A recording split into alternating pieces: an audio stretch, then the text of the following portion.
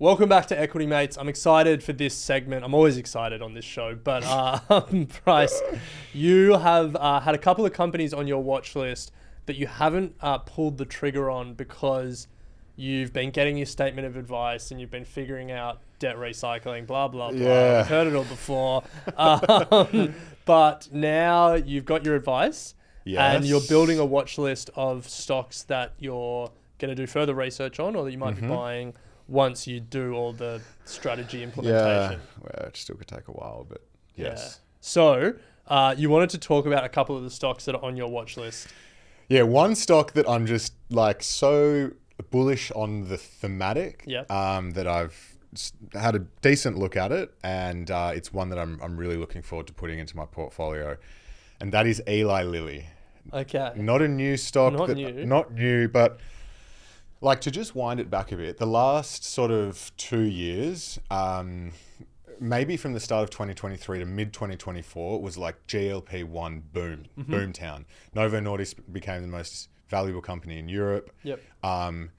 In Denmark. In Denmark. Yeah.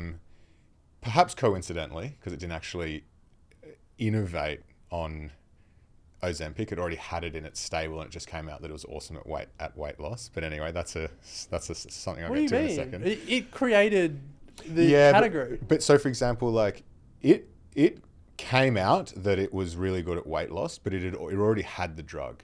Eli Lilly didn't have Mounjaro or anything like that, so it's actually innovated in. That's not true. Yes, bro. it is. It's not like they separately came to the conclusion.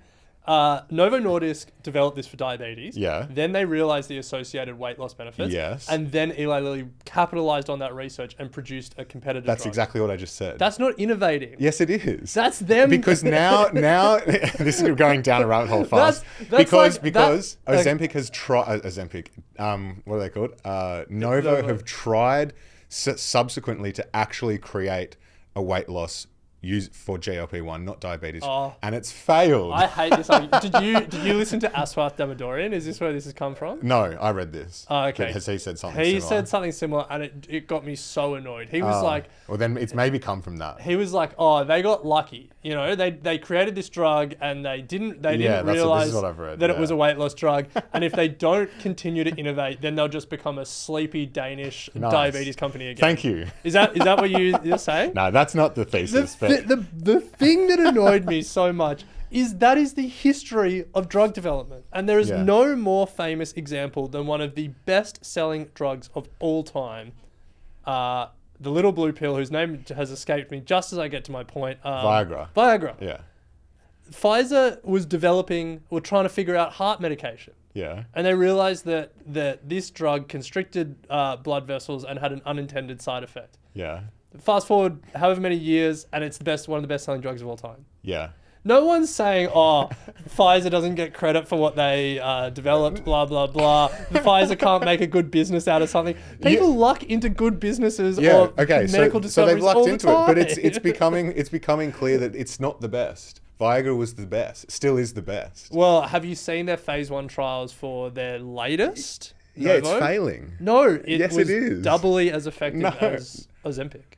Yeah, but I still think it hasn't. Their latest one apparently was a massive fail. Yeah, I think we might be talking about different trials. Oh, okay. Yeah. Well, I haven't seen. Anyway, that's not my theory. The point was, I think... The point is, Eli Lilly didn't sit in a lab and come up with this idea. No, I'm not saying that. Okay. I'm not saying that.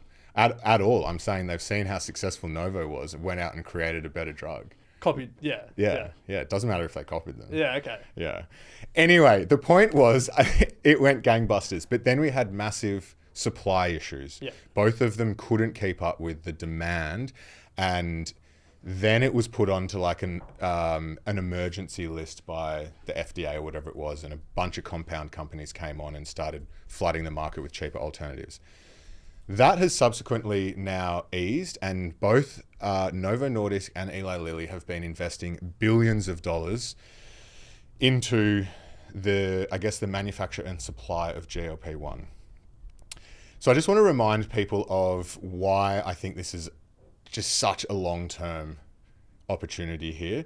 GLP-1, yes, was originally for diabetes management, but it's come out that it's weight loss. It has reduces major adverse cardiovascular events, it reduces blood pressure, it improves lipid profiles, it lowers risk of dementia and Alzheimer's, reduction in seizures and psychotic disorders, reduced substance use disorders, lower risk of suicide, you name it. It has been proven that this is one of those drugs that if it can get to the masses is going to be wild.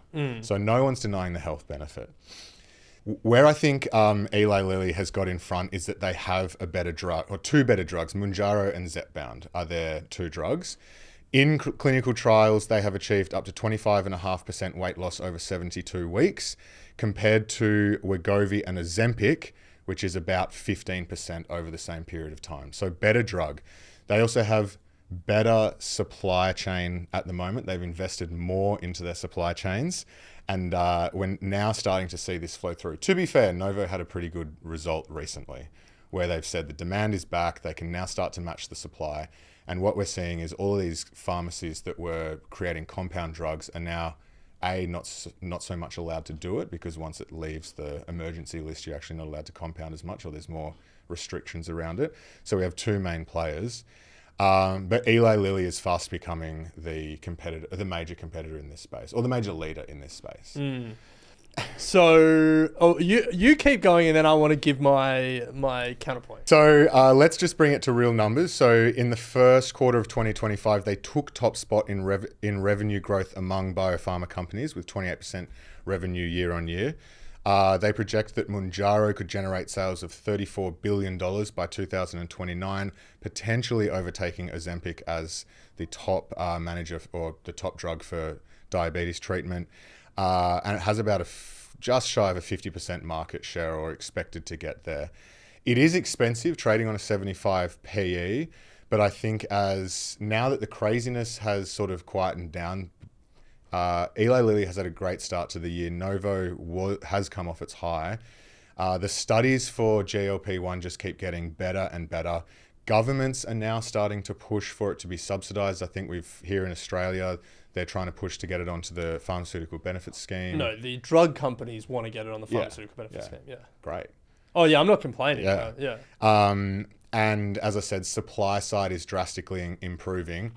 And I can only imagine that if they get the supply side right over the next year or so, we're going to start seeing those pretty decent revenue growth numbers start coming back in as demand matches, or as supply matches demand. So I was going to back both horses, but looking into it, I just feel that Eli Lilly is, not to mention all the other stuff that it's doing, but I think Eli Lilly is the leader in this GLP-1 space. Nice. So that's a convoluted way of saying I'm going to put some money in it. Love it. So this was going to be a watch list segment, but I think let's just debate GLP-1 for a second. Sure, yeah.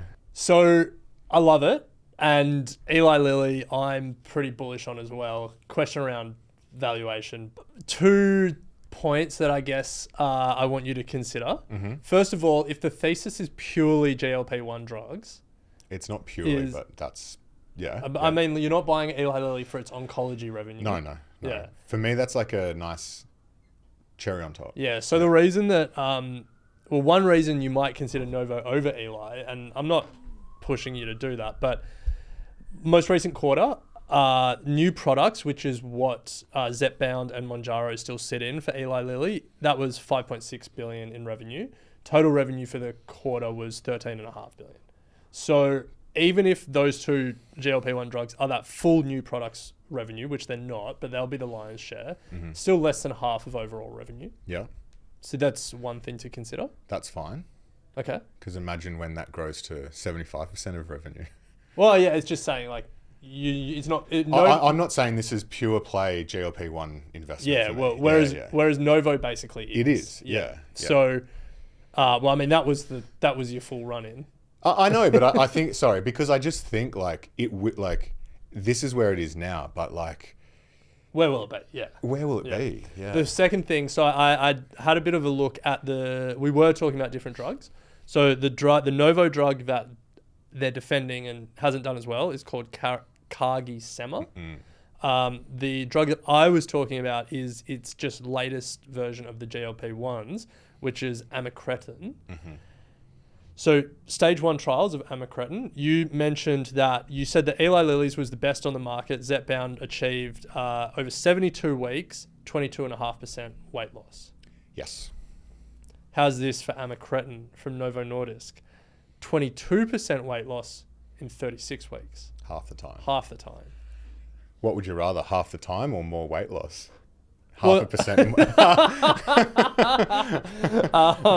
So I think, I mean, the point is just that they're both going to keep getting better. Yeah, and to be fair, that's why I said at the end, I genuinely have thought about buying both. Like, I know you own Novo. I did, but in this whole advice thing, I got rid of it. But it's kind of like back both horses until it becomes clear who is the winner. Because I think overall, as I said, that the whole point of this is that, like, I'm thinking decade-long thematics here, and if GLP-1 does everything that it says and it can become accessible to everyday people, like, it is just going to explode. Yeah. To be honest, my thesis on Novo is softening a little bit. Like, the reason I bought it was GLP-1's changing the world, so effective, weight loss drugs that actually work, all these associated benefits.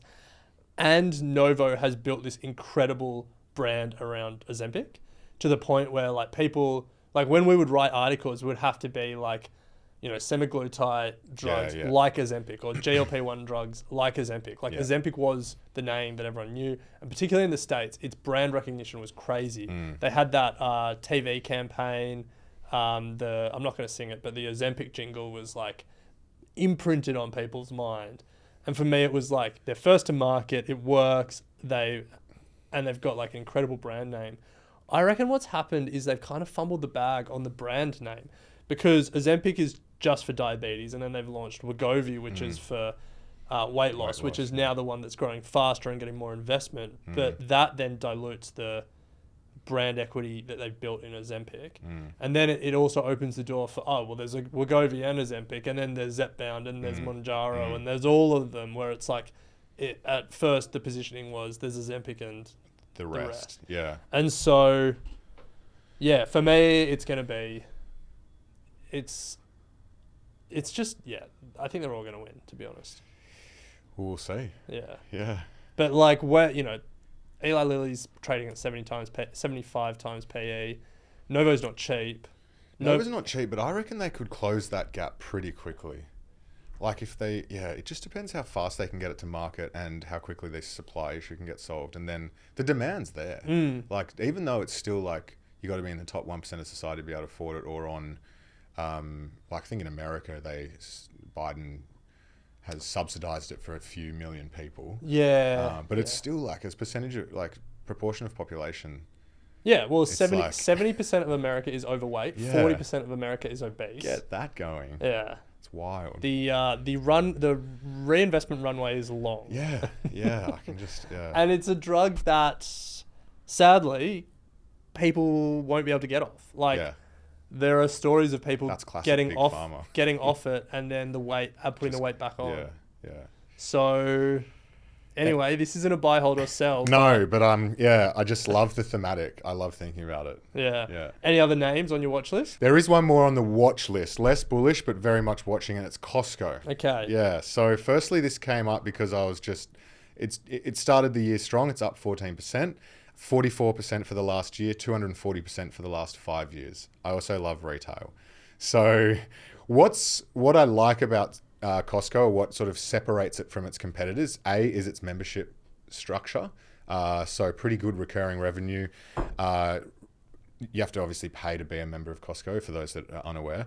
In Q2, it generated 1.1 billion in sales, but it has a 90% renewal rate on its membership. That tells me that this business is providing heaps of value. That's a higher churn rate than all of the streaming services. Yes, but it's a retail shop.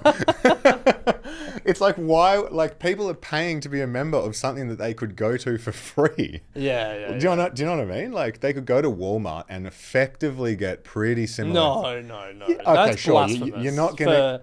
No, like the quality of Costco and Kirkland home brand and the prices you get. But what I mean is the substitution here is like, it's amazing that the renewal rate is 90%. I know what you're saying. You're just going to get attacked by people that love Costco if you say it's basically I love the Costco. same. I love Costco. Well, yeah, you get me. It's had very consistent revenue growth, CAGR of 12% over the last sort of 5 years or so. But what I like about it is that there is massive room for expansion of their e-commerce business that they are really pushing at the moment. And this surprises me. People aren't buying pallets of toilet paper e-commerce. This is what I thought. This is what I thought. And I was like, this doesn't make sense. But it's the fastest growing part of their business at the moment. And it's wild how far behind it seems. Like, yeah, maybe people are ordering 2 kilo jars of olives. Yeah, they are, because they put numbers around how many drivers they've got out there and whatnot. It's wild. But their e-commerce business sales have increased 13% year on year, and that compares to 5.5% for their store same store sales. So much faster growth. Online sales, though, is only about a 6 or 7% contribution to total revenue. You compare that to the likes of Walmart, which is 14%. Woolies here in Australia, it's 12%. So significant runway there if it can get to that sort of penetration. And obviously the margins there, and we know what online sales have done to both Walmart and Woolworths from a shareholder point of view. So something that I'm watching, 42 million downloads of their app. It is expensive though, trading at 61 times PE, but it has always been a more expensive retailer. E-commerce grocery margins aren't better than store grocery margins. That's true. Yeah. Because they still move through the supply chain. That's and then true. Yeah. That's true. You just said that as throwaway. Yeah. It's been a while since you've been in retail, obviously. But yeah, look, I'm watching it. Yeah. Yeah. One fun fact about Costco that I read and didn't fact check, so take it with a grain of salt. You know how the way that these retailers do own brand is they don't like build their own manufacturing plants. They go to a supplier and say, here's a contract to make our own brand. Coles, Woolies, Walmart, Costco all do the same thing. Apparently Costco have a rule that the Kirkland brand product has to be better in one specific way. Like, you know, there's a list and they have to choose one. It has to be better than the branded product. So like if you go to SPC and say, we want to do Kirkland branded tin fruit. Yeah. There's like a criteria, and it has to be better than the SPC brand in one of those ways. Oh, sorry. One of the characteristics of the product has to be better than the branded, so that they can make a marketing claim that I think lower sugar or... No, I think it's just like they drive quality so hard in their own brand. And then I think that the trade-off is the supplier does it because then they know they get that volume, but they also get shelf space for their branded product. Yeah. But like that's part of the reason why people love the Kirkland brand. Nice. Good quality. Anyway, do your own research. I believe that. But like, yeah, so it's one that I'm watching. But to be fair, like I said, it started the year strong. Walmart has equally started up 14%, I think, as well. So yeah, something's going on over there. You just got to be invested. I know. That's, you know. How's Woolworths started? Probably not that strong. But anyway, that's one that I just came across the desk. I'll be keeping an eye on it. Woolworths is down 1% for the year. There you go. Just got to invest globally. I will say this about investing. Everything you do learn is cumulative. What I learned at 20 is useful. Equity.